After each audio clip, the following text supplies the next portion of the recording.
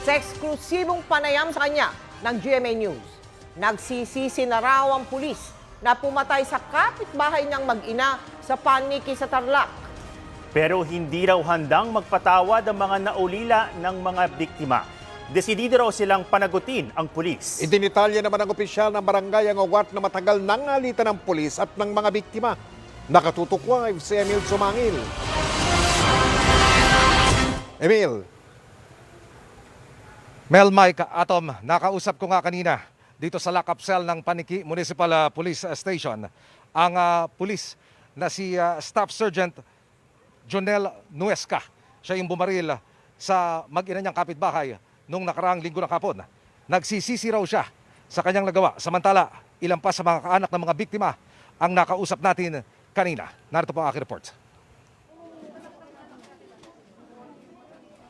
Nakaburol na sa kanilang tahanan dito sa Paniki, Tarlac ang 52 anyos na si Sonia Gregorio at kanyang 25 taong gulang na anak na si Frank Anthony. I don't care.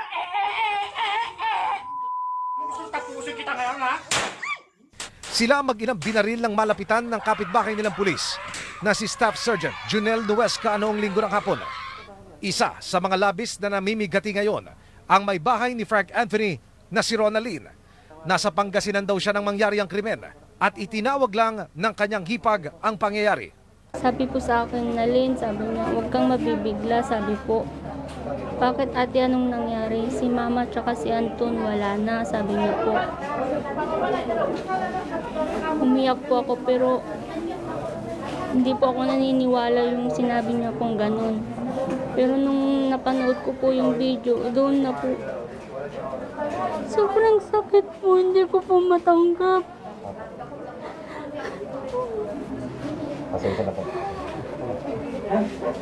Lalong-lalo na ngayon, lumalaki yung anak niya. Naiwan ni Frank Anthony ang 2 taong gulang niyang anak kay Ronaldine. May sakit sa puso si Ronaldine at hindi niya alam kung paano siya magpapagamot. Ngayong balo na siya. Wala na po akong masasabi sa asawa ko. Sobrang sipag niya at nag-aaruga sa aming mag-ina. Kaya humihingi po ako ng hustisya para sa biyanan ko po.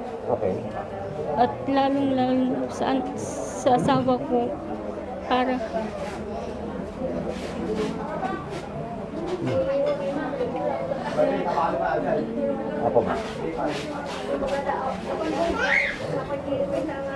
humihingi rin po ako ng tulong. Kahit konting panggamot lang po para sa sakit ko po. Nang mangyari ang krimen, wala rin sa kanilang bahay si Mang Florentino. Ang asawa naman ni Nanay Sonia at ama ni Frank Anthony. Truck driver si Mang Florentino at nag-cancel day off daw siya noong linggo para kumita ng extra. Nahihirapan po ako ngayon dahil lang mga anak ko talagang hinahanap nila yung kung anong saya namin pag nakita-kita na nandyan ang ina nila. Dahil ngayon nabago ang sitwasyon. Lalo-lalo na yung isa kong bagong open ng anak na trauma.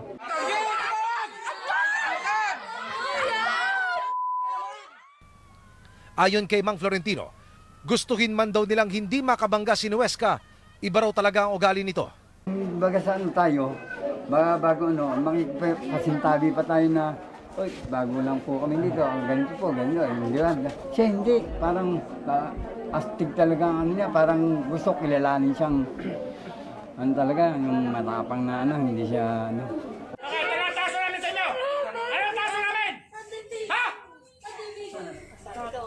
Ayon sa barangay, basta uuwi ng weekend si Nuesca sa lugar, tiyak may gulo. Medyo madalas po yung patawag, yung reklamo ng bawat isa sa kanila po. Sa pag-aayos ko po sa kanila, di ko po sila naaayos talaga. Kaya yung bandang huli po, napatawag ko na po sa kanila, halos hindi na po sila sumisipot. Kaya yung huling reklamo po ulit ni yung namatay, inutusan ko na po sila sa pulis. Ayon kay Kapitana, hindi lang sa right of way at titulo ng lupa nag-ugat ang away magkapitbahay.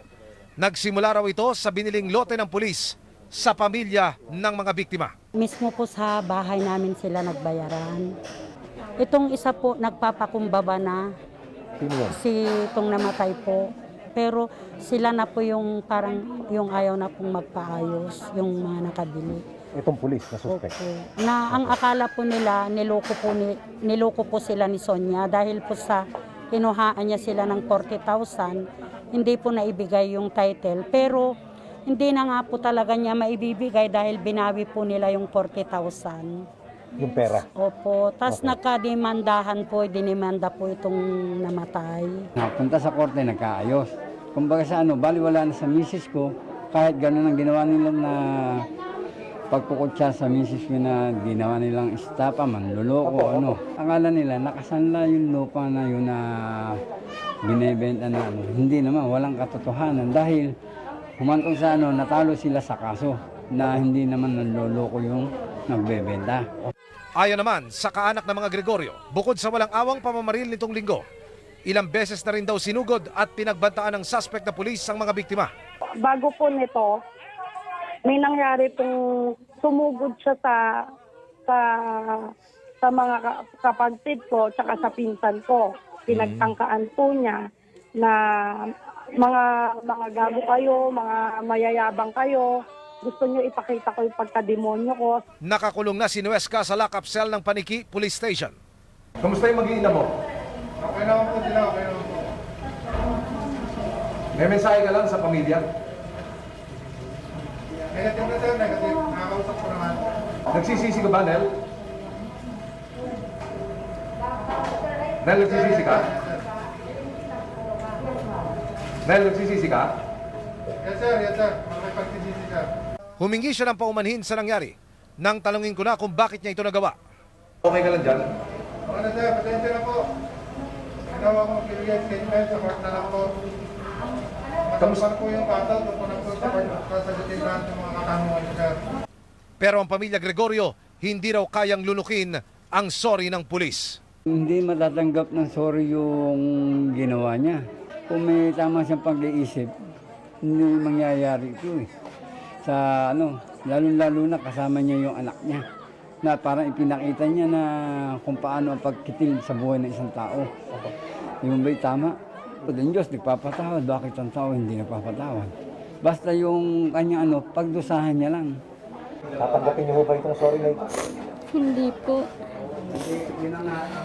Ano po mensahe niyo sa kanya? Dapat po, maparusahan din po siya. Kasi 2 buhay po ang kinuha niya. Biyanan ko po at ang aking asawa.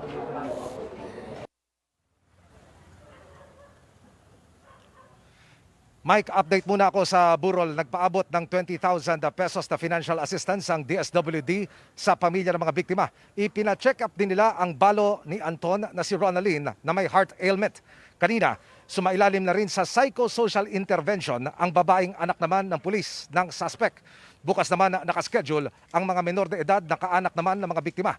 Itinakda, Mike, sa December 27 ang libing kay Nanay Sonia at anak na si Frank Anthony. Samantala, mag-alas 4 ng hapon, Mike, dumating si Chief PNP Debold Siras dito sa Paniki Municipal Police Station. Pinulong niya ang mga matataas na opisyal ng pulisya para plantsakin ang kaso at yaking hindi na makakalabas ng kulungan si Police Staff Sergeant Jonel Nuesca. Negative sila sa drug test. Si Nuesca, ayon kay Sinas, ngayong makikipagpulong si Sinas sa lokal na pamahalaan para plantsakin din ang mga sumusunod. Ito ang psychosocial intervention para sa mga menor de edad na naroroon din sa crime scene, witness protection program sa mga testigo at seguridad sa mga pamilya ng mga biktima at ng suspect. Mike, narito ang bahagi ng panayam namin kay Chief PNP Sinas. We're waiting for the commitment order kung saang jail po siya or BJMP jail siya ilalagay. Kakausapin pa namin yung ibang witness doon sa video, no?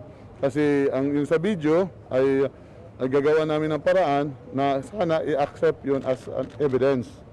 So pag na-accept yun as evidence, malakas talaga yung kaso against sa kay Police Staff Sergeant Jonel Nuesca, no?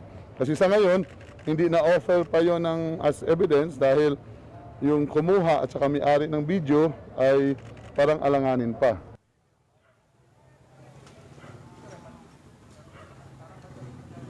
Yan ang latest. Mike, mula rito sa Paniki Tarlac. Maraming salamat, Emil Sumangil.